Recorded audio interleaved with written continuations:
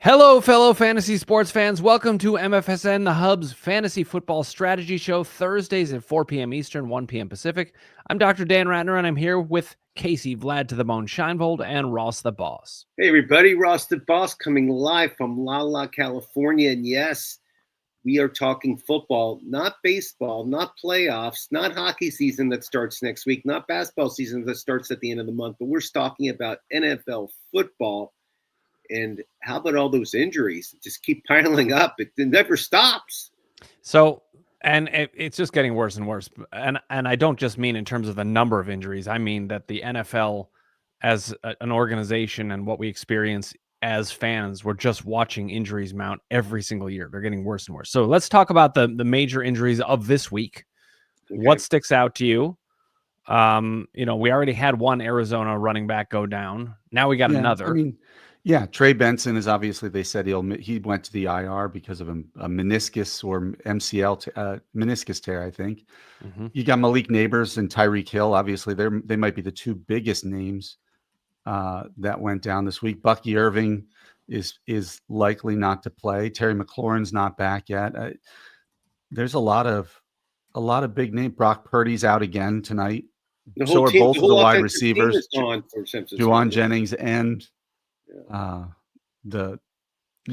blanking on his name, the other wide receiver. Ricky Pearsall, that's it. So, well, I mean, this really highlights why you have to. This is why people don't win leagues on autopilot. You basically can't do it. There's too much that changes. Yeah, it's the equivalent of a lottery ticket. If you win, it's the same as winning the lottery, because if you don't work your team through the season, everybody's going to deal with bye weeks and injuries. It's brutal. Yeah, well, let's start with Malik Nabers. Casey, you're a Giants fan, so obviously this is very, very hard to take. It was a very bittersweet game because we saw Jackson Dart, and he looked like he at least brought some juice, but then you lose Nabers. Now he's young, so you hope he'll be back for the start of next season, but you never know with an ACL. I just like turf fields, man. It just comes down to it. I see it in high school sports too. It's just turf is not good for these kids who are so strong and fast now that they're cutting and planting and exploding. Like it should be natural grass. All right, let's talk briefly about Tyreek Hill. Do you guys anticipate he'll even be back? I mean, no, I think his career is over. I think he'll sign with the Chiefs in the offseason for a very low amount with a lot of incentives built into the contract. But no, on the wrong side of 30 with what did they, all four ligaments and a dislocated knee. And I mean, it was tough to see. Yeah. I mean, I think Tyreek Hill's not somebody that people were banking on having such a huge season anyway. He was a mid-round draft pick, I think, for many people at this point. Though I think some people took him in the probably third or fourth round. I mean, he has so many kids he has to support. I'm not joking either. It's not like I'm joking with you guys. He has like but I think his contract was guaranteed. So he has like $40 million in the bank supposedly. So I think he'll be okay. Yeah. Okay. Let's shift to the Arizona running back situation with Trey Benson going down. And, of course, it's the second because Connor went down. What was it, the week before or 2 weeks before? Yeah, the week before. So who's left? And who's going to lead this backfield? According to Michael Carter, he announced last night in an interview that he's going to be the lead back. Even he was just signed off the practice squad. And then there's Ellie DeMarcado, the other guy he's more of the third down back type. So I could see it being that kind of split where the predominance of the early down work will go to Michael Carter. But like, it's another backfield. I think if you can avoid it, you do at all costs at this point, because and there's not a lot. Town is Dan's taking Arizona as a survival team this week. So that's the rumor around Los Angeles now, and that rumor is actually true, but I don't know how you found that out. I mean, maybe it's because they're playing the Tennessee Titans. They're playing at home against the Tennessee Titans, so that's true. But I know we say we want to avoid that backfield at all costs because it's this murky running back by committee, or maybe they'll bring in somebody else. At the same time, we're in bye weeks. Oh, so I'm not saying there are much worse plays. I'm not saying if you're desperate, you don't have to go there, but it's essentially a coin flip as to which. I mean, if you pick the wrong running back, you could have a 2 point week or a 3-point week. So that's true. I'll tell you what I'm doing. I scooped them both up, and I'll be starting them both because our teams are deep enough.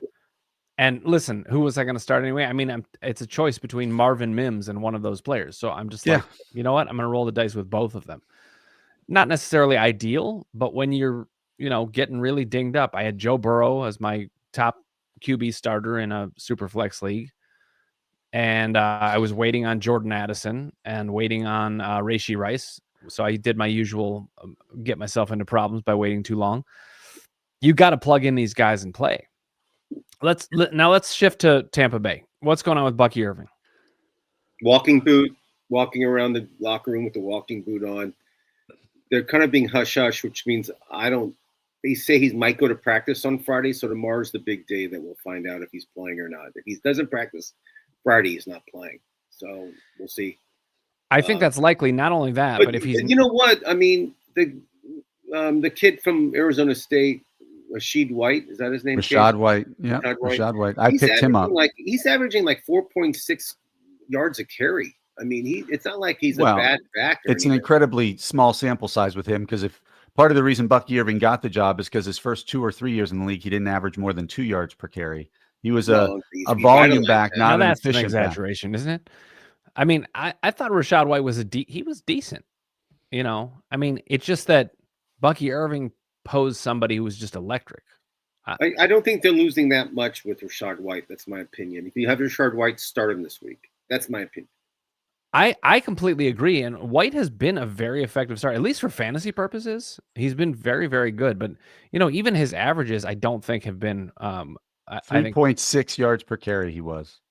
In what year? This year, his first 2 years before Bucky Irving got there. Right. You said 2 yards. I'm like, Dr. Dan Ratner can do that in his sleep, 2 yards a carry easily.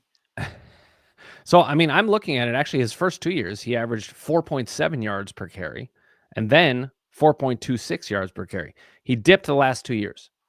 And he really dipped when he was his first year getting a lot of carries. He's only had 1 year where he got a lot of carries, and it only dipped to 3.84. I mean, I think people make too much of a big deal about the numbers. Rashad White, to me, he's a totally serviceable back. I'm not saying he's not a serviceable back at all. I'm saying Bucky Irving took the job because Rashad White didn't have kind of the wiggle. I'd rather have Irving than White. I think everybody agrees with that. But if you have Rashad White, I think this week, start him. Case, let's jump back to you as a Giants fan. What's your take on Jackson Dart? Then we're going to get to the Browns quarterback situation, which of course, I mean, look, I think in a super flex league, he's a top 20 quarterback right now. So super flex, he's probably a week in and week out starter. Single quarterback leagues, obviously, I don't think he's there yet. He lost his best offensive weapon, obviously. The most reliable player on the Giants right now is probably Scattaboo in terms of giving you production from a fantasy perspective. You're going to see Wan'Dale Robinson and probably Darius Slayton tick up. Theo Johnson's kind of sneaky at the tight end. Hyatt. How about your guy Hyatt we talked about? Well, I like Jalen Hyatt as a deep pickup because he can be the deep threat guy now that Malik Neighbors isn't there. But I would expect a lot of Wan'Dale Robinson and a lot of Theo Johnson because usually they try to do these, when you have a new quarterback, they might try to simplify the reads and get the ball out quick, and your tight end and your slot type of receivers end up to be the kind of main beneficiaries. But look, he had 54 yards rushing, I think, in the game, or something like that, including a long touchdown run. And so he's going against the Saints. It's not the worst matchup for him if you're dealing with bye weeks. I mean, Jordan Love is on a bye and Aaron Rodgers is on a bye. I think Michael Penix is on a bye. There's several quarterbacks, so you might be stuck with them, and you could do worse. Yeah, I mean, we should talk about. Let's shift to bye weeks for a second, then we'll get to the Browns quarterback situation. So we've got the Falcons, the Bears, the Packers, and the Steelers on bye. As I'm looking at starters that you're really going to need to fill in, I mean, the ones that really hurt are players like Bijan Robinson, Drake London, right? Roma Dunze has been really good. Yeah, Dunze has been amazing. I mean, it's really cool to see him arriving, especially in that crowded room. Case, let's jump back to a prediction of yours, though. You thought that the Falcons were going to be the next greatest I show thought on they, turf. yeah, I love that trio, and I still haven't given up on it, even though they laid a couple eggs in the first 2 to 3 weeks. Last week was a sign of what it could be. Bijan Robinson had 180 total yards on the ground or more. Michael Penix had a great day. Drake London had a great day. That's kind of what that offense can be. And to be honest, Kyle Pitts has been a top 10 tight end this year. Yeah. And so I still believe in them. They're not flying like I want them to yet, but Well, it's going to be interesting because coming back from the bye, a lot of times teams have made adjustments. And in addition, a lot of teams make changes that they need to make. I was wondering, when are the Browns going to pull Joe Flacco and let Dillon Gabriel play? I thought it might come after their bye, but it came right now. So I mean, Flacco's the worst rated quarterback in the league. His rating's 60, I think it's a 68 or 67. it's just because they're ageist. They're like, he's old. And the only reason it was the worst is he's because 58 years old. He can't move out of the pocket. He can't the only do reason anything right. the only reason it was the worst is because the Giants got to play the Cowboys in the first 3 weeks. So Russell Wilson had a padding game in there. Otherwise, he might be the worst. Well, about time they switched it. Dart's going to revitalize that team. I think the Giants are. They play the Saints this weekend. Ross, you're as the Dart's Cincinnati Cincinnati expert. Ugh. Given Burrow's condition, if you're the Bengals, aren't you at least calling the Giants to ask about Jameis Winston? Or I wish that's my honestly. I was talking to my wife about it yesterday when we were walking the dog, and she said, "How about Kirk Cousins?" I said, "He's too much money. He's too old, and the Bengals, they can't afford him right now. It's too much money." But I think you're right. I think he's my number one guy I would want to pick up. And I don't think his contract's that big with the Giants. It's not. It's an incentive-laden one, and so yeah. So he can throw the deep ball. So I like him, and just give him as much crab as he wants, because I know he likes to go to supermarkets and steal crap, but we'll give it to him free in Cincinnati. I mean, this guy. I mean, in preseason, remember how well he did in preseason? He was throwing those bombs. Oh yeah. I mean, I hope the Bengals are smart enough to call the Giants and make that deal. We'll see what happens. All right, we'll see what happens. Now let's shift gears here. I want to talk about, because you guys know that value changes every week. So every day at this point. Every day. Yes. But especially every week, meaning Right. if there's a performance that's, changes. Let's take Ashton Janty, for example. I mean, he comes in. Hot rookie running backs are very high commodity in fantasy sports. And, he basically was the number one, rookie running back pick that people were making. And he just hadn't been looking that good. And then he was explosive last week. So what did you guys see in that? I think a matter of time until he has a game like that. I thought he was going to have a big game last week. I really did. I saw the Bears defense. Yeah. The Bears defense. And this week, who they play this week? They play Indianapolis. They play Indianapolis this week. I actually like the Indianapolis defense as a defense. Their defense has been solid, and I think they'll be smart enough to say Geno Smith, who's thrown 3 picks, I think, in each of the last 2 games, say, "All right, buddy, we're going to put 9 in the box. Good luck." Yep. Another explosive performance from Puka Nacua as well. I mean, how good is this guy? He's the best wide receiver in football right now, I think. He and Amon-Ra St. Brown. I mean, he's 100 yards a game. I think he's averaging that. I mean, he's tearing it up. I mean, he definitely is, like Casey said, the number one wide receiver in fantasy football. He has to be. I mean, he's averaging probably 125 yards a game. I mean, if you look at his numbers. And the irony is Devontae Adams is having a good year too. Yeah. We were all worried. And I was not worried about him, I have to say. No, Devontae Adams, though, is getting the red zone work. I don't think Puka's scoring many touchdowns. He's leading the league in receptions and yards, but I don't think he's getting as many touchdowns because it looks like Devontae gets 1 or 2 every week, it feels like. No, Devontae is definitely getting the touchdowns, but they play tonight. They play against San Francisco tonight, so we can all watch They play against the San Francisco practice squad. Puka show. We can watch the Puka show and the Mac Jones show. All right, let me ask you a question. George Pickens, I feel like he's one of these enigmas. It's like, is he going to be good or not? I mean, obviously he had a great week last week. It's not a question of talent with him. He's one of those players who it looks like if he could stay focused and stay kind of mature throughout a game, could dominate almost any game. He's a physical marvel, but he's one of those players who will have an amazing week, then throw a dud just when you start believing him in again, and then he has to earn your trust back. He's one of those players who's just incredibly frustrating to own. He is. I mean, He's you a guys see huge that boomer catch he bust. made last week, like over his head, and then like 5 minutes later, he couldn't like catch an easy little pass right at him, and it was like the strangest thing. But oh well. Yep. But yeah, I mean, the biggest surprise to me of wide receivers this year has been Quentin Johnston. I was really high on him coming out of, was he TCU? TCU. Good And one. then like the first year and a half in the league, he just couldn't catch. Yeah. But he seems to have really, really figured it out. So, Well, and people, I mean, I but Lad understand McConkey's been awful. I know He's almost droppable at this point. I certainly got that one wrong.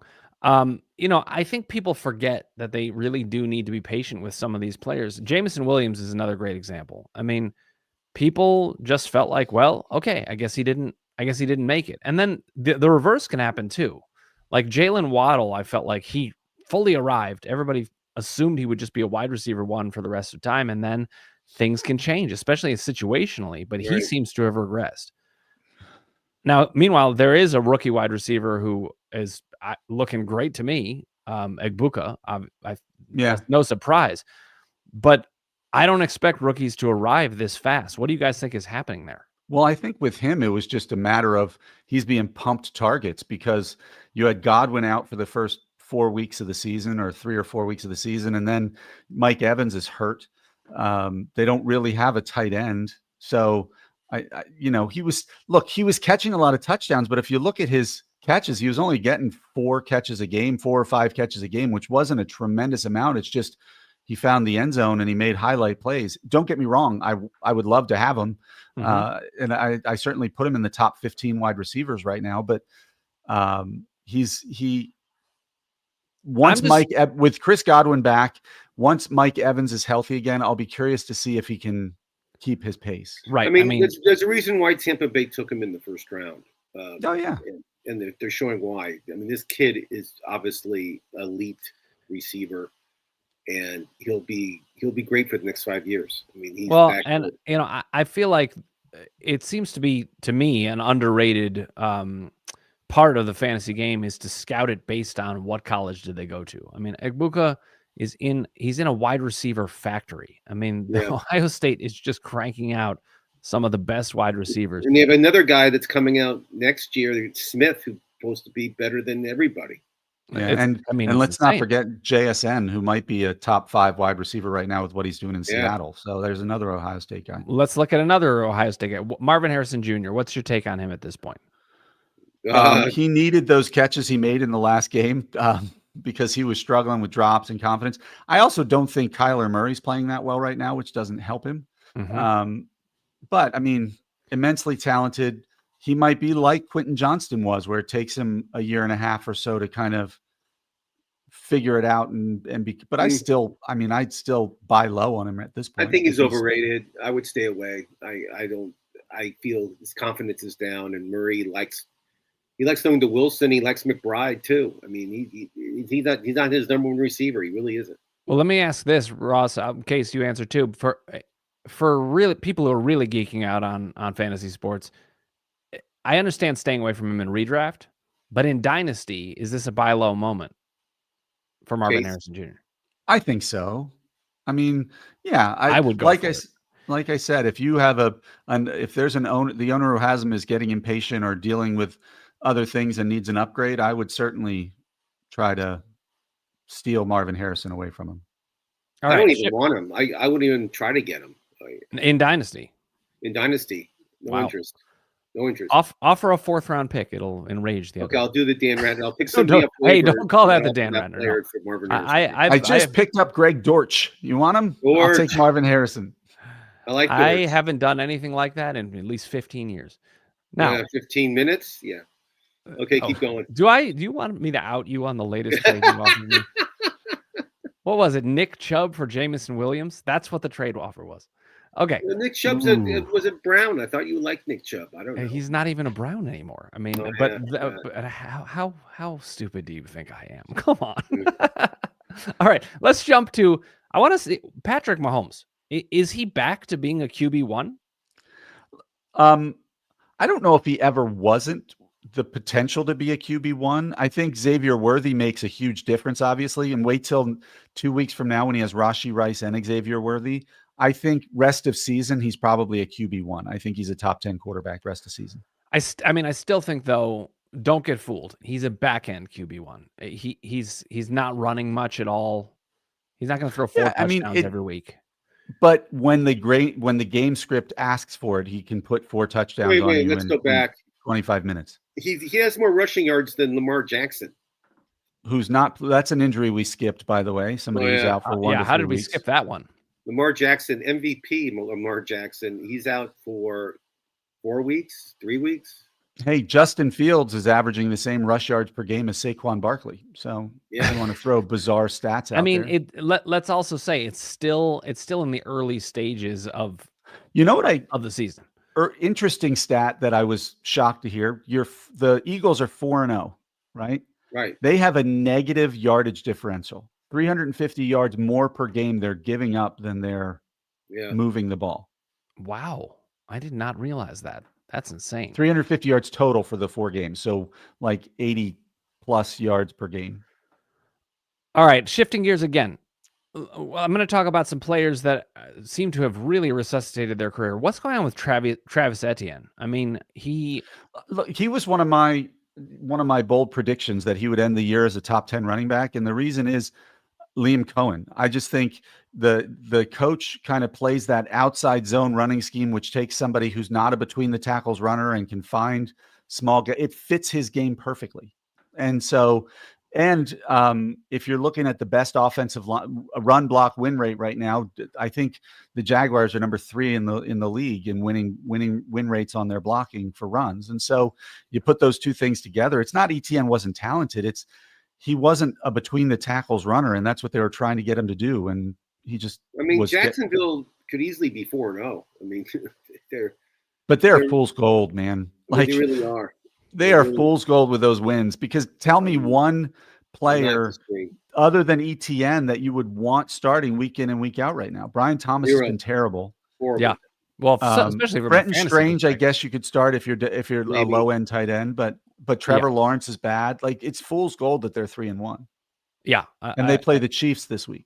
I completely agree. Here's another guy who has at least breathed some life into his career. I don't know if it's rehabilitated entirely, but Javonte Williams, this is one I feel like I got right.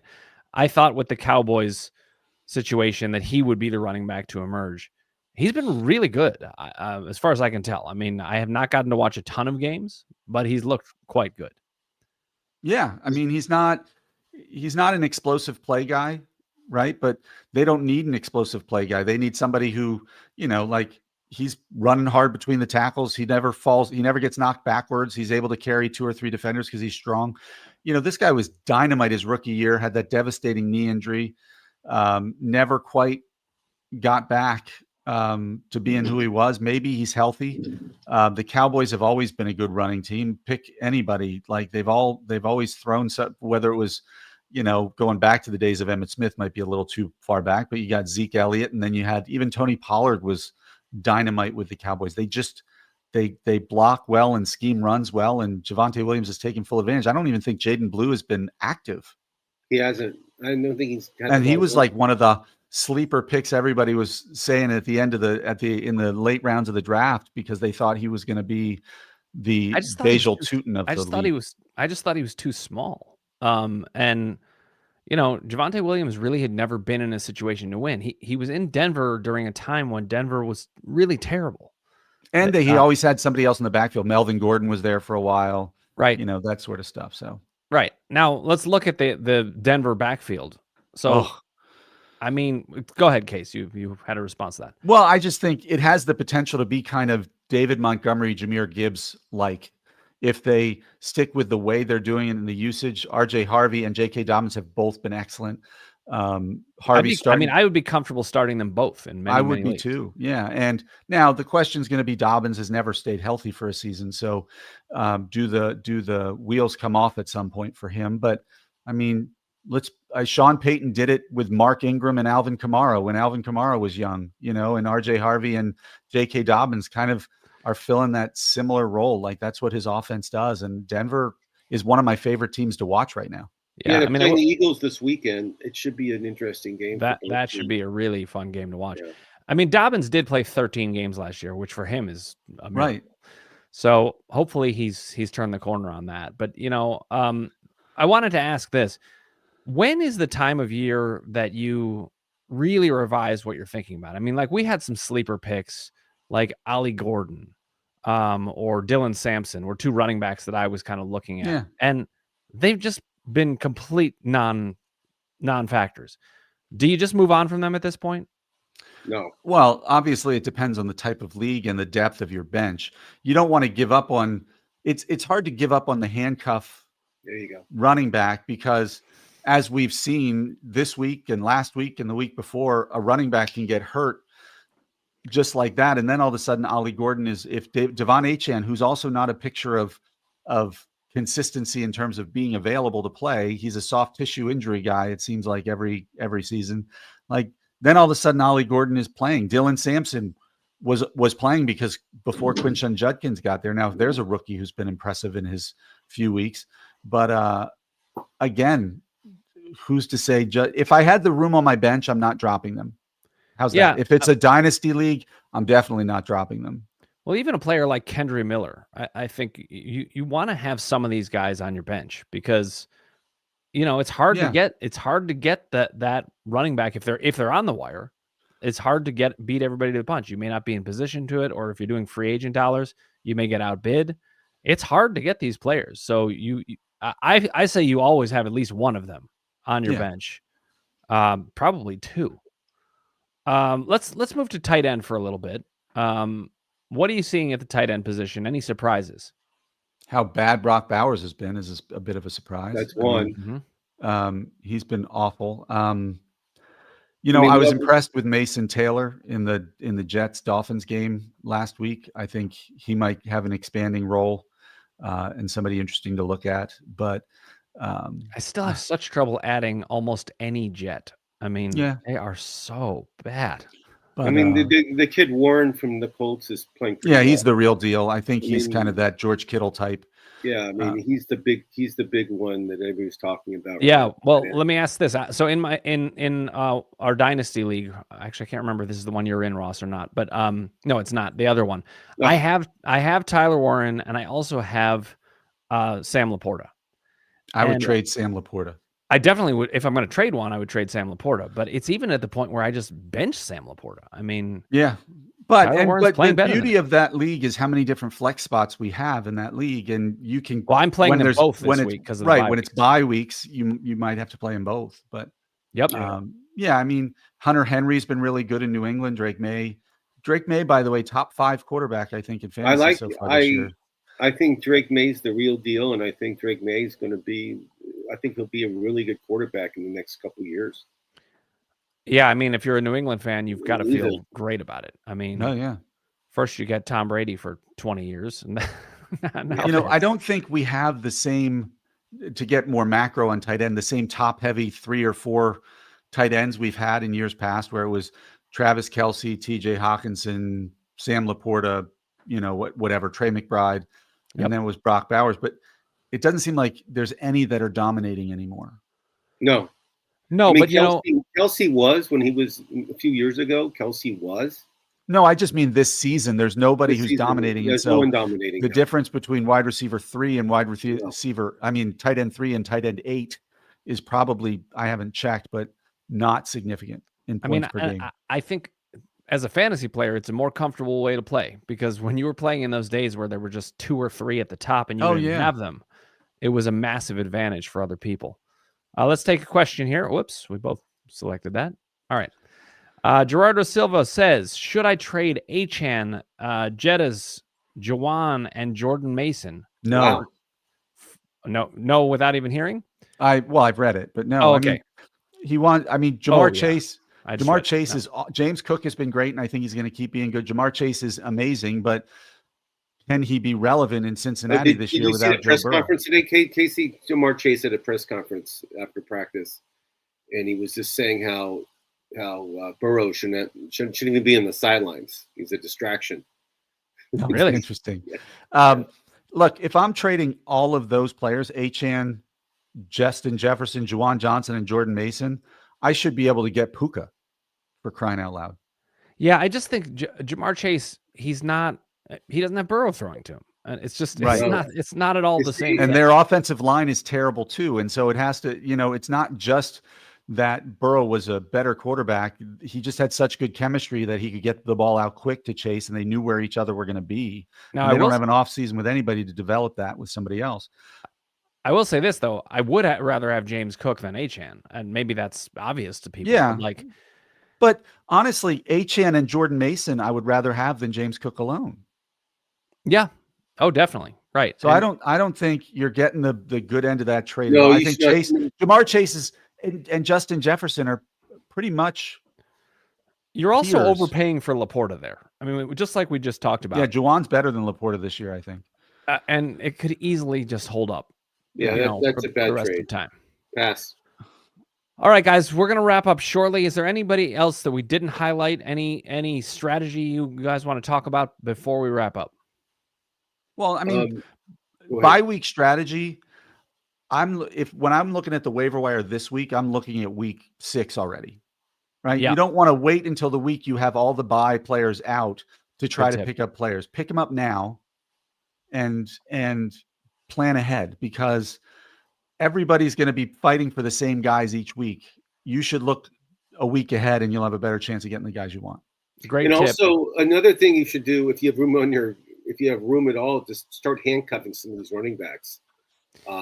Because look what happened in Arizona. I mean, it's just if Brandon Ayuk is on your waivers because he hasn't played it all this season, scoop him up, because he'll be back in a week or two, and San Francisco doesn't have any wide receivers. Oh, I forgot what college did he attend? I forgot. Brigham Young. No, Arizona. Arizona State. Oh, he's a Wildcat. We both gave our snarky answers when we knew the answer. No, you guys lose. All right, Gerardo Silva says, thank you for the insight. You're welcome, my friend. Keep the questions coming. I also will say, in addition to that tip, look at your record. If you're 4-0 right now, and there's a team that is in deep trouble with buys, maybe you take a chance on bringing in the better player who's on bye. Because here's the thing. Even if you lose this week, if you're getting that better player for the rest of the season, I think it's worth taking a shot. On the opposite side of the spectrum, if you're 1-3 or you're 0-4, you got to get moving now. So I think there's urgency right now. All right, guys. So a quick update before we go off. 5th inning, 1-1, Guardians and Tigers. Oh, Guardians tied it up. That's good. I saw they were down 1-0. I know, that's why I gave the little report for Dr. Dan Ratner. If people don't know, he's in Cleveland, and he's a huge Indian. I almost said Indians. I almost said it. I am an Indians fan. He's a big Guardian fan. And Casey, I'm a fan of the Indians and the Guardians. Casey's a big Yankee fan, so I know where they'll be watching TV later tonight. I know where to reach them. We'll see if we can meet in the ALCS again. That felt like the ultimate David versus Goliath. It was just like I hoped we would get 3 hits each game. It was frightening, but we were scrappy. All right, guys, it is a pleasure. Great being here with you, Casey and Ross. We will see you guys next week. As a reminder, Casey and Ross are doing waiver wire shows on Tuesdays. That's 4 p.m. Eastern, 1 p.m. Pacific. And here we do the full strategy show where we go into all the details of whatever's going on in the league. It's been a pleasure. Keep the questions coming.